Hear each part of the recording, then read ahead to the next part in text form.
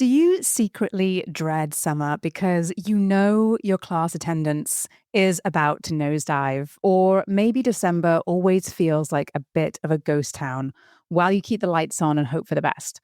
Well, you're not alone. And this episode is for you. Today, we're unpacking why seasonal slumps don't have to be inevitable and exactly what it is that smart studio owners do to flatten the curve and keep revenue flowing all year round. So, if your studio feels like it's stuck in a seasonal cycle, especially right now, one that maybe is a bit of feast and a bit of famine, and you're not really in control, then keep listening. This episode might just change how you look at your calendar forever.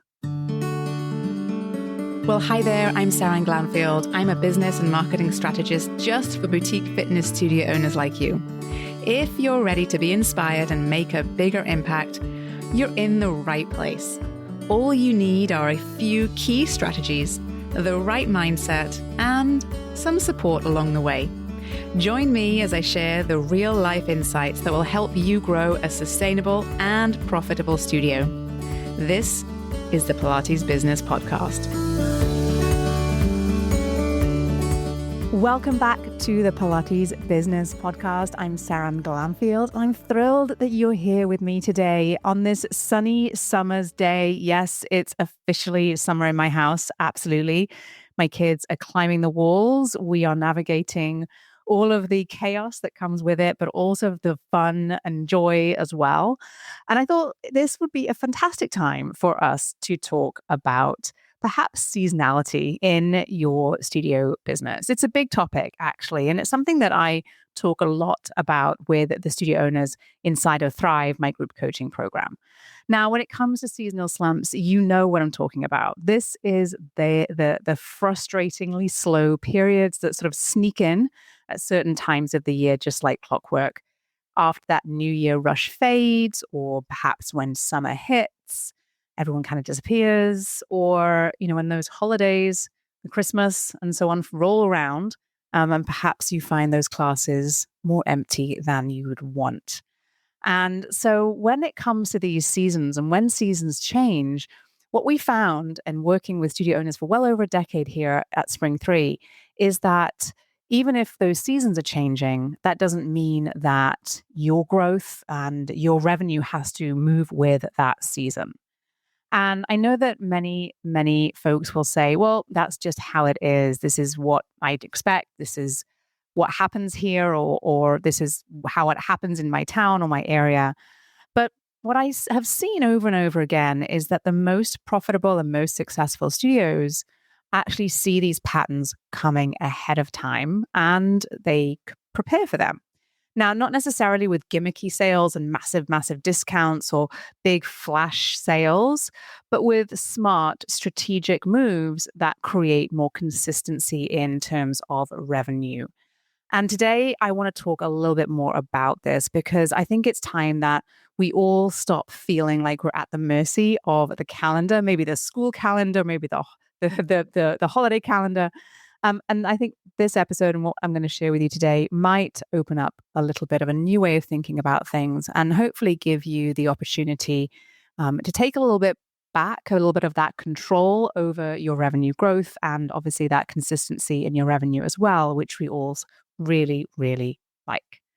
So let's talk a little bit about perhaps what I often see and hear most of all when it comes to seasons in the business. And when we look at data, this is where I often hear these types of phrases come along. And it's sort of things that studio owners will say are things like, well, yes, that was a slow month because so-and-so was traveling and they come 3 or 4 times a week. And this other person was traveling because they also come that many times a week. And then a whole bunch of the parents are off because the schools are out. And that was just because that's just how it is. It's always slow at this time of year.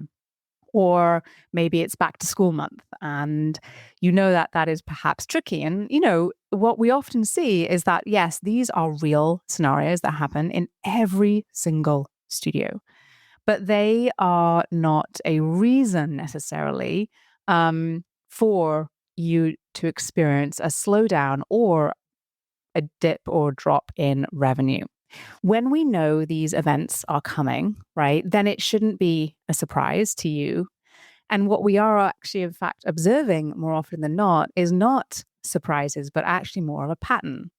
And so instead of being in reactive mode and sort of almost pretending to be a little bit surprised by what the data is telling us, we were actually thinking ahead and using the data that we perhaps have been tracking, hopefully, over a number of months or years, and actually started planning for these periods, these different changes, different seasons. And so when you're tracking those data points, you can start to see these patterns emerge, and your business will be very unique in the types of patterns that emerge for your business. So you will probably have a sense and know when a lull might be coming. Now, one of the things I often see happen is that many studio owners and will hope that they don't see perhaps that dip this this summer, or won't see that dip happen perhaps in February or March. And so instead of perhaps preparing in advance, we're just sort of hoping it doesn't happen. Perhaps hoping that because of all of our hard work, and we've had such a busy few months, or a busy January, or a busy December, that it will continue, I hope. But we probably should be more strategic than that. And the most successful studio owners have a plan already in place to keep their schedule and their income steady. And so what we know is that when you have predictability in your business, you have power and control over your business, right? So when you're able to really anticipate that ebb and flow, you can start to really design your marketing efforts, your retention efforts, your engagement efforts, and align your messaging and your offers, and also the energy that you have in your business and in the studio for that ebb and flow, whichever direction it's going in. And when you are able to bring that into the way that you think about your growth, then you stop scrambling and truly start leading your business forward. So just like you might not train a client or train a team member without a long-term plan, I don't want you running your business without one either. So think about mapping your year out well in advance, not in terms of days or maybe a couple of weeks, but actually in terms of months and even quarters, because these seasons tend to have rhythms to them, and every studio is slightly different. And so it's really up to you to perhaps look at when your season has a season of, whereas when your studio has a season of sort of fast pace and lots of activity, and when it's perhaps a little bit slower, perhaps a little bit fewer faces, perhaps a few more classes that don't have a wait list.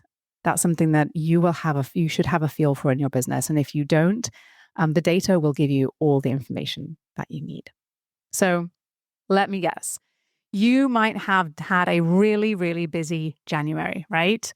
Perhaps everybody is back to the studio, back in it, wanting to get back to movement, get back in their routine. Your classes are full. Everyone is reaching out, maybe following you, extra followers on social media, maybe some more email being sent to you, maybe some more phone calls coming in, maybe some more people dropping by. You have a lot of inquiries. And then March hits, and, perhaps you're still busy, perhaps though you're exhausted. And suddenly, maybe you decide that you cannot deal with responding to those emails, or you cannot deal with your email marketing campaigns, or you cannot deal with social media any longer because you are just worn out. And I see this often, right? And I see this often as sort of this sort of consequence or knock-on effect of going at full speed, and trying to just squeeze as much juice out of the lemon as possible whenever we have a busy season. And we need to perhaps pace ourselves and perhaps prepare for not just the slower seasons, but also prepare for those busier seasons, right? Because despite being busier, despite having perhaps full classes, we still need to be thinking about our marketing efforts.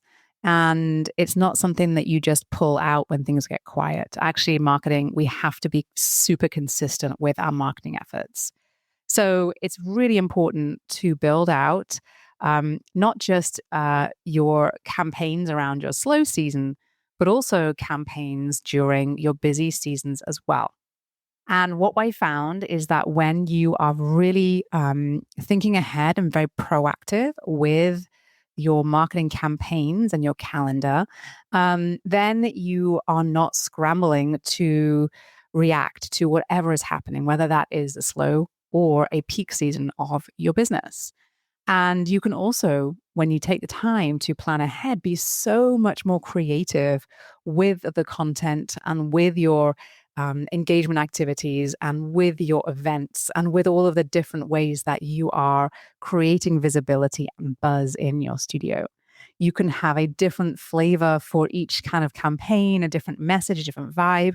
And you're also usually able to be more creative, but also more aligned with your marketing messaging. So it doesn't just sound the same as everyone else's.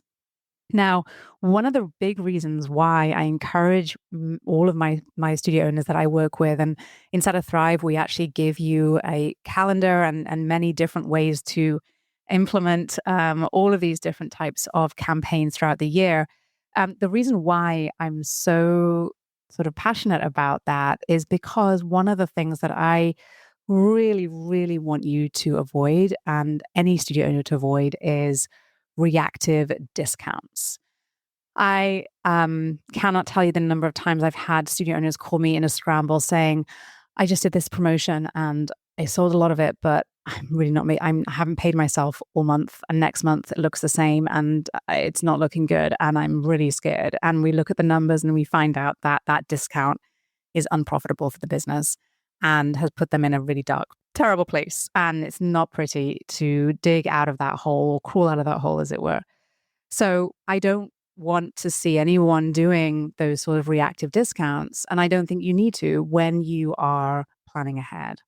And so instead of perhaps just throwing out massive deep discounts off of class packs midsummer because you're feeling desperate and you're worried that you'll never see another client in the studio again, or because you, are seeing your class attendance drop significantly. We often have sort of these scrambling reactive scenarios happen. And, it's common. So if you are in that place right now, you're not alone. Just make sure whatever you're doing is in fact profitable for your studio business. Now, in an ideal world, we aren't reactive in that way. We don't find ourselves in that desperate place at all. Because often when we are in that place, it not only perhaps damages your profitability, but it also creates a lot of stress. It can also chip away at, your value, your value and your sense of value in your business, and ultimately your confidence in your business overall. And instead, what we recommend is that you have planned promotions. These aren't a sign of weakness, by the way. So if you think you need to have a promotion because your business isn't doing well, that is not the case. In fact, when done well, planned promotions can really reinforce your brand and really create fantastic results for a studio without undercutting your integrity. So there is things that you can do around summer bundles that reward consistency in attendance, or bring a friend week right before the holidays, or a seasonal challenge that motivates people to show up when they're most likely to fall off the schedule. And when you build these types of campaigns into your annual marketing plan, they feel exciting to you. They feel doable. They feel exciting. And they're not frantic. They're not chaotic. They actually help to build momentum. You know what's coming. You can plan for them. And you can plan well in advance for them as well. So it's about using promotions. And when I say promotions, I don't necessarily just mean discounts. It's something that you are promoting. And it's time to use promotions, not just as band-aids for your business, but actually as tools to create growth and momentum.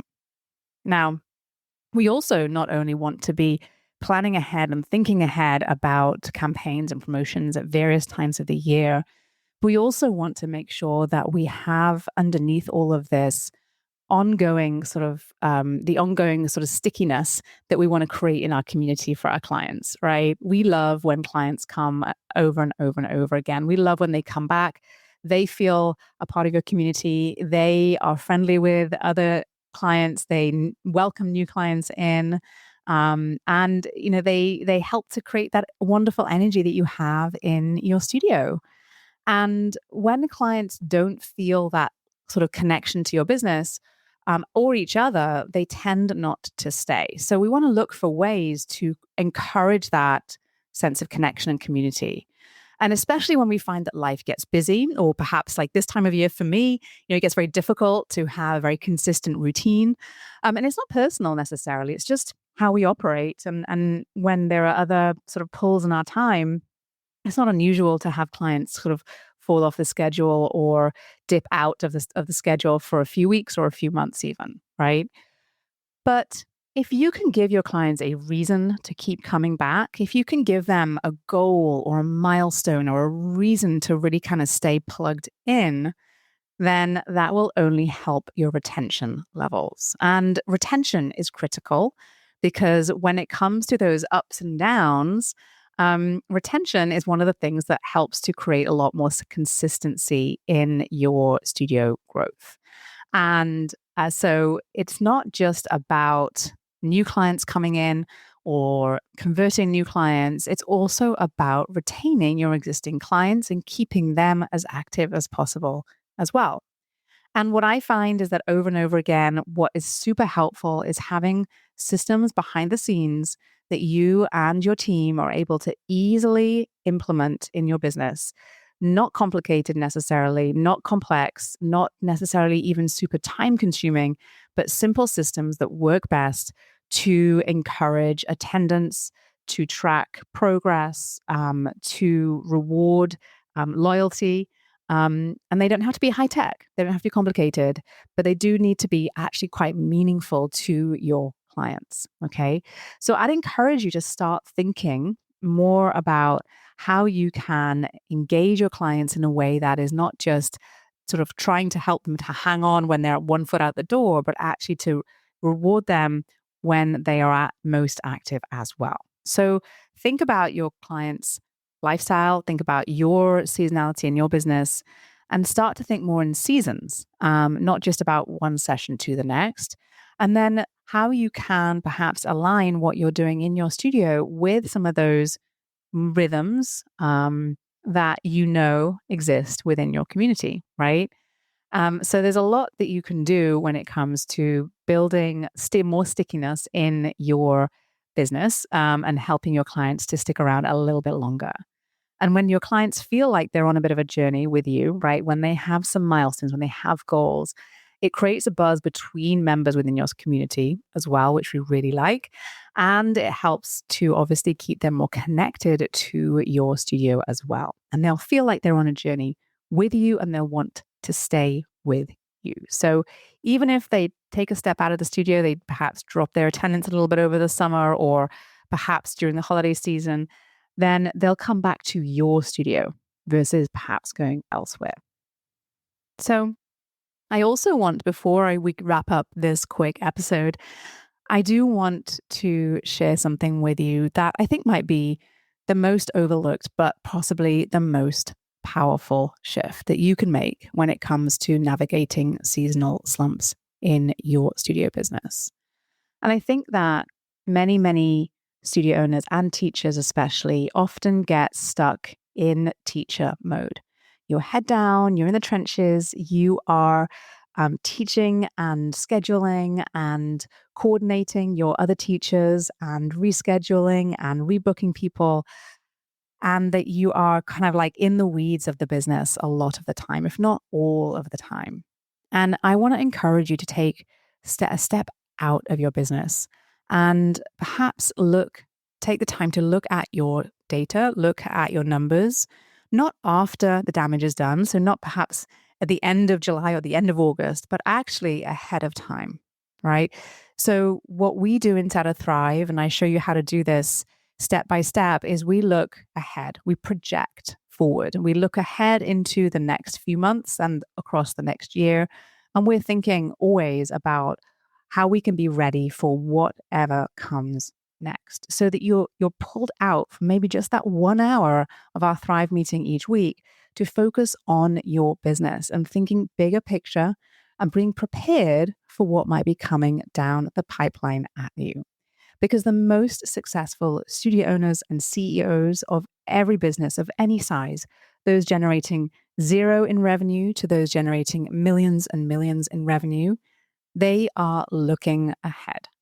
And I think running your business without thinking about what's coming next and without forecasting and without projections is like teaching a class with no plan, right? It's probably quite chaotic. It probably does not feel aligned. It probably feels uncomfortable.